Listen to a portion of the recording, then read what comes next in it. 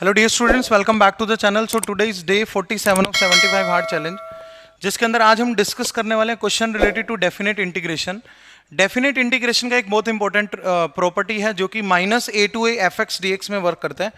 तो ये जो क्वेश्चन है ये सिर्फ इस साल में नहीं, ये पिछले भी कई सालों में रिपीट हो चुका है और आगे आने वाले टाइम में भी इस प्रॉपर्टी के बेस पे क्वेश्चन आ सकता है। तो सबसे पहले हम प्रॉपर्टी को समझेंगे। What is the property if integration is from -a to a fx dx? -a to a fx dx जो बनेगा वो integration 0 to a f of x plus f of -x के इक्वल होता है। ये इसका ओरिजिनल वैल्यू है, 0 to a f of x plus f of -x। अब ये डिपेंड करता है कि फंक्शन ओड होगा या इवन होगा। मान लो अगर कभी f of -x का वैल्यू -fx आ जाए तो फंक्शन ओड है, और अगर f of -x का वैल्यू प्लस fx आ जाए तो फंक्शन इवन है। तो जब fx ओड होगा तो f of -x minus fx बनेगा, तो ये कैंसिल होके 0 आ जाएगा। 0 बनेगा जब f of -x minus fx है, तो क्योंकि ये माइनस fx को कैंसिल कर देगा। और इसका value twice of 0 to a fx बनेगा अगर f of -x plus fx है तो। ठीक है, तो ये दो वैल्यूज हमारे यहाँ पे बनेगी। अगर आपका लिमिट -a to a है तो, अगर आपका लिमिट क्या है -a to a fx dx आपका कोई फंक्शन है तो। सिमिलरली आप यहाँ पे भी चेक करो, लिमिट है -π/4 to π/4। इंटीग्रेशन जो हमारा गिवन है वो क्वेश्चन में है integration -π/4 to π/4 x plus π/4 divide by 2 minus cos 2x। अब इस क्वेश्चन को करने के लिए हमने पहले करना क्या है, इसको सेपरेट कर लेना है। इंटीग्रेशन को मैं दो पार्ट में डिवाइड कर रहा हूं, एक तो x/2 minus cos 2x, limit is -π/4 to π/4।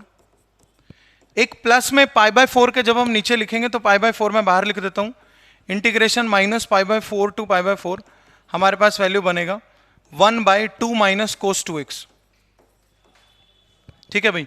अब ये जो फंक्शन है देखो, cos 2x तो एक इवन फंक्शन होता है, इस पे तो -x आने का कोई इफेक्ट पड़ेगा नहीं, इसकी वजह से पूरे के आगे माइनस आ जाएगा, और पूरे के आगे माइनस आ जाएगा तो ये एक ओड फंक्शन है, इसका वैल्यू हो जाएगा 0।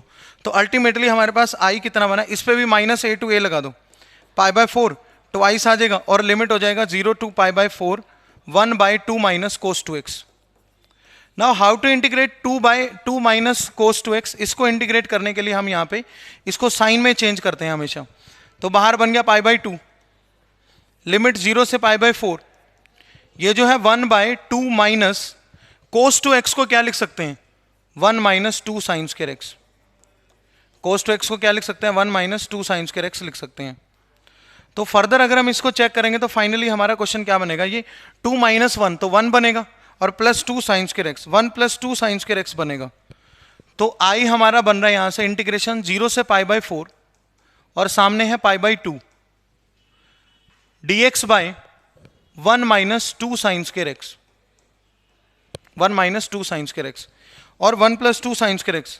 हाँ, यहाँ पे प्लस बनेगा क्योंकि 2 माइनस स्ट्राइक हो रहे हैं तो प्लस। तो जब भी डिनोमिनेटर में साइन कोस में क्वाड्रेटिक आपके सामने आता है तो ऊपर नीचे कोस से डिवाइड करना होता है, कोस से डिवाइड कर देंगे। कोस से डिवाइड जब हम करेंगे तो न्यूमरेटर तो बन जाएगा secant square x dx, 1/cos square x secant square x, और 2 sine square x 2 tan square x हो जाएगा। Sign square x by cos square x कितना बन जाएगा, tan स्क्वायर x बन जाएगा। तो ये बना 0 से π/4 π/2 एस टीज, π/2 यहाँ पे भी है। न्यूमरेटर है secant square x dx, denominator ये जो वैल्यू है ये 1 प्लस tan स्क्वायर x है, तो ये 3 tan स्क्वायर x प्लस 1 हो जाएगा टोटल नीचे, 3 tan स्क्वायर x प्लस 1। अब इस वैल्यू में आप tan x को सीधा t पुट कर दो, सब्स्टिट्यूशन हम लगाएंगे, यहां पे tan x को पुट कर दो t, tan x को t पुट करेंगे तो इंटीग्रेशन कितना होगा, सीकेंड स्क्वायर x dx कितना बन जाएगा dt। और लिमिट साथ साथ चेंज करना जरूरी है, जब t x का वैल्यू 0 से π/4 है तो t का वैल्यू 0 से 1 हो जाएगा, तो बनेगा π/2 लिमिट 0 to 1, ये dt हो जाएगा, और नीचे बनेगा 3t स्क्वायर, जो कि आप √3t का होल स्क्वायर लिख सकते हो, और प्लस 1। यहां तक √3t प्लस 1 बन चुका है हमारे पास। इसको हम फर्दर सिंप्लीफाई करेंगे तो इंटीग्रेशन का फॉर्मूला लगेगा, integration 1/x² plus a² is nothing but 1/a tan inverse x by, 1/a tan inverse x by, π/2 1/a यानी 1/1 tan inverse x by a root 3 t by 1 हो जाएगा ये, और इसका लिमिट है 0 to 1, बट t का coefficient root 3 है ना, तो वो यहाँ आ जाएगा इनटू में root 3, so pi by 2 root 3, पहले यहाँ पे अपर लिमिट रखो 1, तो tan इनवर्स रूट 3 होगा, माइनस में lower limit tan inverse 0, tan inverse 0 is 0 only, और ये जो वैल्यू है ये बन जाएगा पाई बाई 6, ये वाला जो वैल्यू है ये कितना बन जाएगा पाई बाई 6 या पाई बाई 2 रूट 3 तो हमारे पास है ही, इंटू में रूट 3 होता है 60 पे, 60 यानी कि पाई बाई 3, तो pi square by 6 root 3, pi square by 6 root 3 is our final answer. देखिए कौन से ऑप्शन बन रहा है, ये रहा pi square by 6 root 3, D option, D option is the final answer.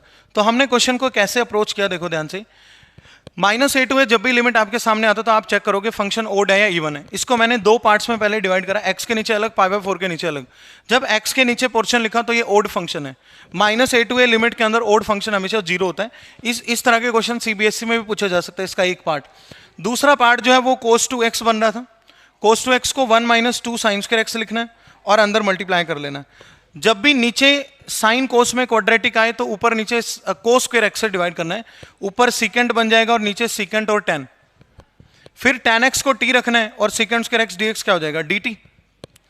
तो यहां पे फाइनली हमने t में अपने क्वेश्चन को चेंज कर लिया और इंटीग्रेशन करा। इंटीग्रेशन का फॉर्मूला लग रहा है 1 by x square plus a square that is 1 by a tan inverse x by a, वो फॉर्मूला लगा दिया।